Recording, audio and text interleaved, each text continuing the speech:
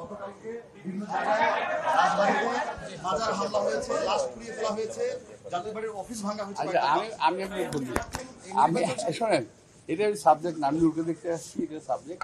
তবুও যেহেতু পত্রিকা আমিও দেখলাম বিভিন্ন ভাঙচুর হয়েছে, মাজার ভাঙা, কি মাজার, তারপর খানকা, এগুলো সব ভাঙাচুরি করা হয়েছে।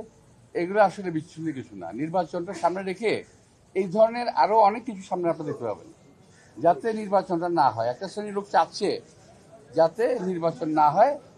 এবং আপনার খেয়াল রাখবেন, সাংবাদিক থেকে আমি দেখবো, আমি সোশ্যাল মিডিয়ায় কালকে বিশ্বের একজন পরাক্রমশালী নেতার মুখের বক্তব্য শুনেছি। তাতে আমার মনে হচ্ছে না এই দেশে একটা স্বাভাবিক প্রক্রিয়া আমরা যাচ্ছি, একটা অস্বাভাবিক প্রক্রিয়ায় দেশটা এগিয়ে যাচ্ছে।